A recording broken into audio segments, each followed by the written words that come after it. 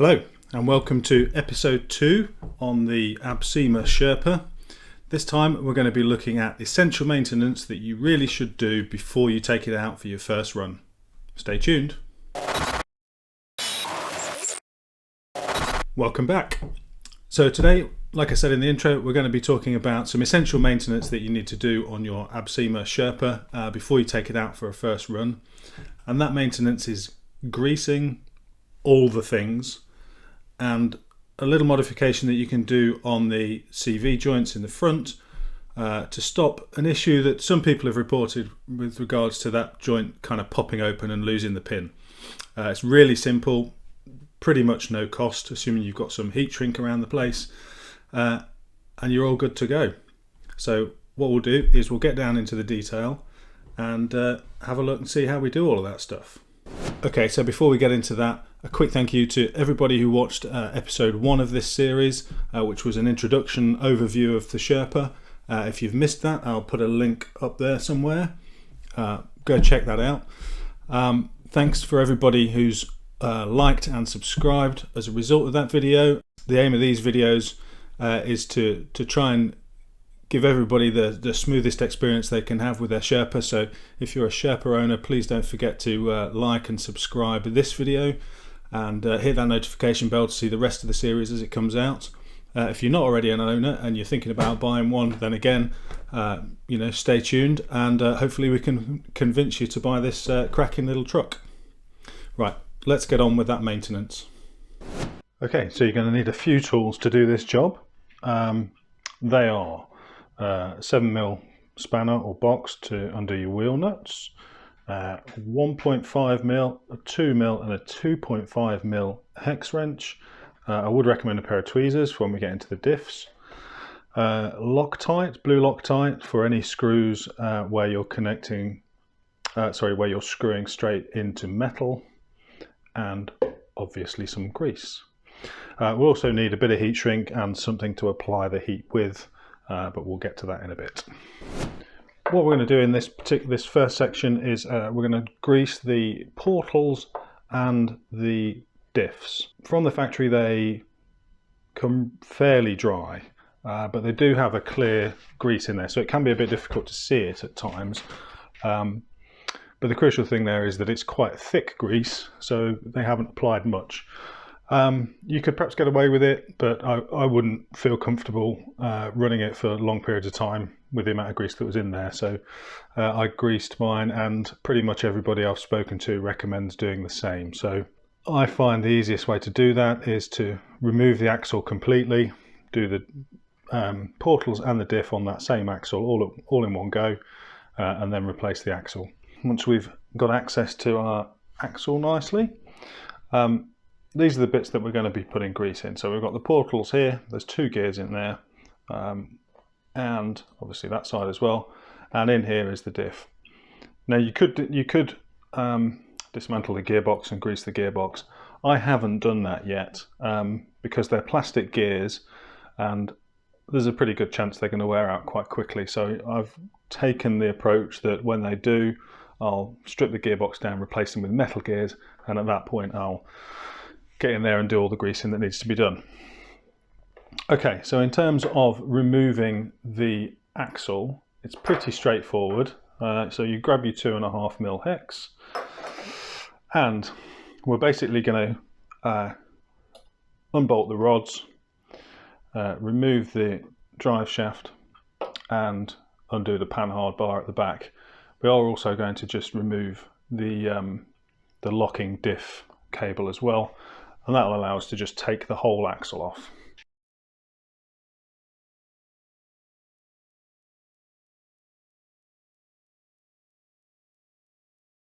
One little tip that I do as often as possible is if I'm removing a screw or in this case a pin, and it's possible to put it back into place without hampering the rest of the job that I want to do, I always do that. A, so I remember where it goes, and B, less likely to lose it.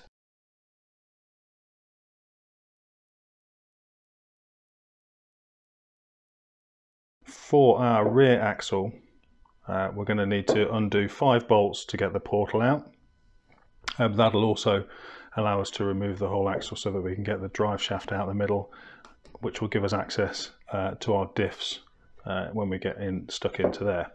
So again, we're back on the 2.5 for 4 of these and the 2 for one of them.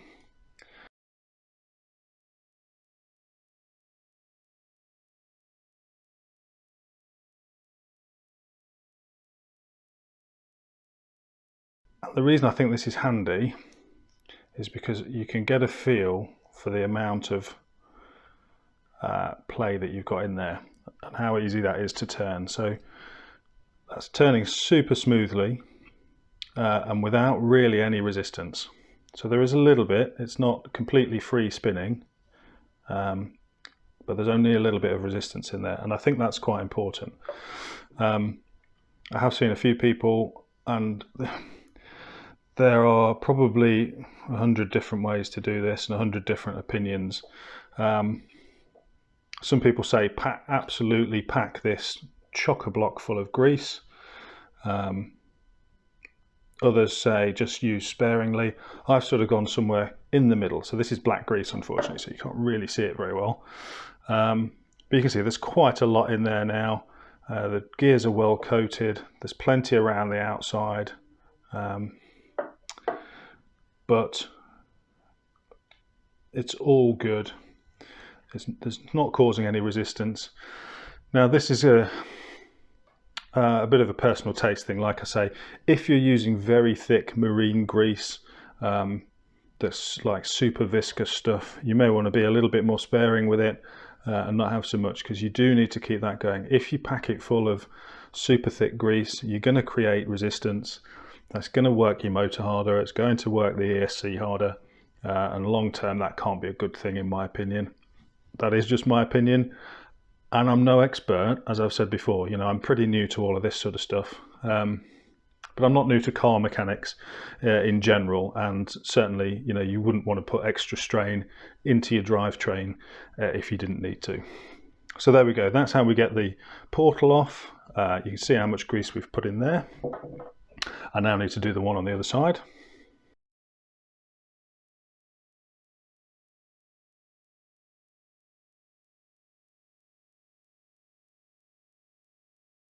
Right, so with the 2 portals removed and the dog bones out, we can undo 4 screws on the back of the axle with our 2.5.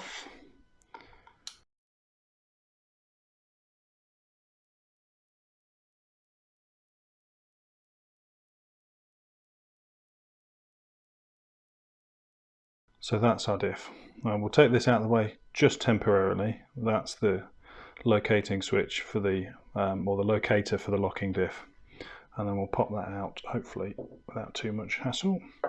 And what I tend to do is just pop that back in, mainly so I'll remember which way round it goes when we get to the end. Okay, so we've got some bearings on here, as you can see, one at each end. Got quite a good generous glob of grease in there, but again, not so much that it starts to create too much friction. Now, to actually grease the diff itself inside, there are, if I can get these off without too much hassle. Ugh. Gotta love a bit of grease. Okay, let me just get a bit of blue roll on that.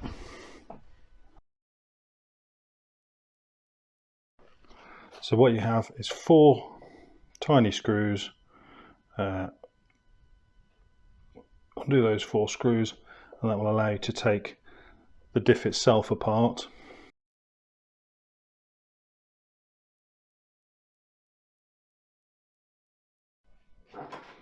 Okay, and once we've done that, these 2 things will just come in half.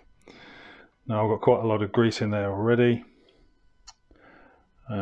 Not intending to clean that out and put more in just for the sake of it, but I just wanted to show you that. So you know, you can still see the gears. There is some room in there.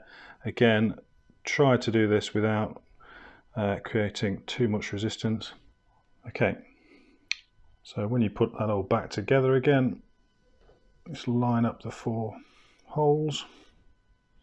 And then, like with most things, you want to do an alternating pattern to tighten this back up again. So we'll do, because it's a 4, we'll do opposites.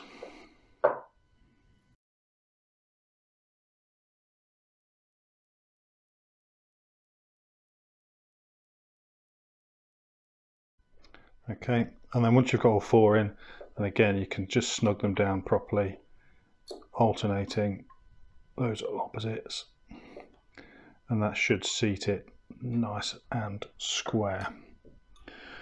Okay, so we need to put our bearings back together. Then we can pop that back into place, like so. Pop our locator back over that and just check that that's functioning. You might need to just turn it a little bit. There we go. That's now functioning nicely. Sorry, you can see that locating in and out of the teeth there. And then we can put some bit of generous glob of grease again around the diff itself, because obviously this does spin, so you want to make sure that that's spinning freely and it's meshing nicely on there. And we'll pop our cover back on, and then we can start doing up the screws and buttoning it back up again. So again, I'm going opposites here, so corner to corner diagonally, and then around that way. That gives us a nice even clamping pressure. Now, one of the important things to do here, because we're tightening metal screws into a plastic housing, need to be really careful not to over tighten those. Those will be quite easy to strip if you just keep wrenching down on them. So get them to the point where they feel finger tight, when there's some good resistance, and then maybe another 1/8 of a turn, 1/4 of a turn, just snug them in, and you should be good to go. And because they're into plastic, they shouldn't back out too easily. Obviously, if you've left them really loose, they might. As long as you've snugged them down, they should stay put pretty nicely.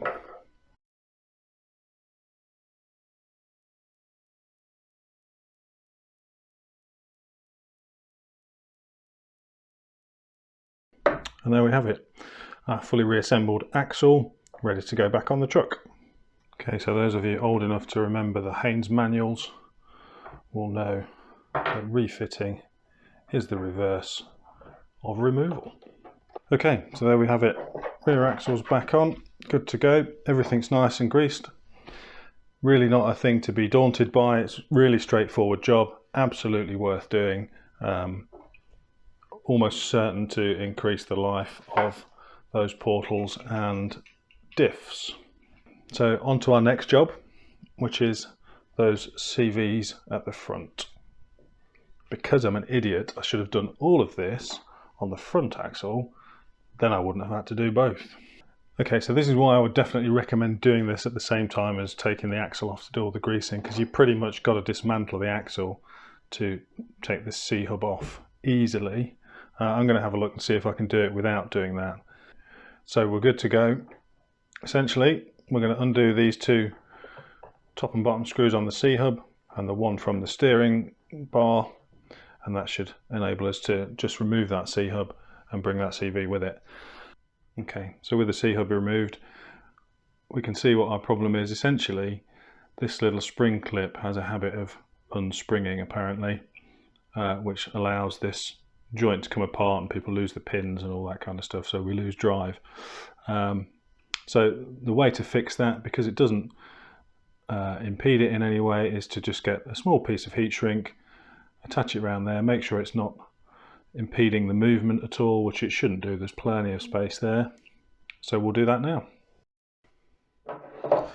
Okay, so I've got us some heat shrink, and I'm going to trim that down to about 7mm, maybe 5mm wide, roughly. And we'll slot that onto there like that, and that's just sitting over, so you can see that So it's encapsulating the cup, but it's not rubbing against the C-hub. Okay, now unfortunately the only thing I've got to shrink it with is a lighter, so I'm going to have to do this very carefully, and I may have to do it off camera so as I don't set fire to things. But we'll give it a go. Okay, so that's about as good as I can get that, I think. It's not hindering the movement at all. Crucially, it's not going to slip anywhere, and it's just holding that in place. So now we can pop this back in, trying not to lose the little T-mounts.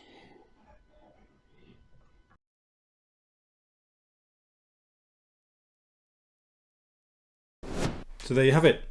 2 simple maintenance steps that you can do on your Sherpa, and you probably should do before you take it out for that first run. Once you've done those, you're good to go. You should be pretty bulletproof after that point in time. At least that's been my experience with it so far.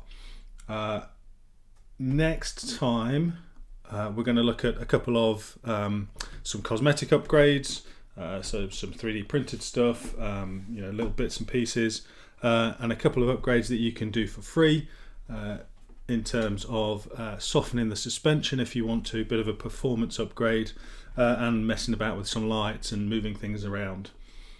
So join us next time, and I hope you enjoyed the video. Don't forget to like and subscribe, and we'll see you on the next one.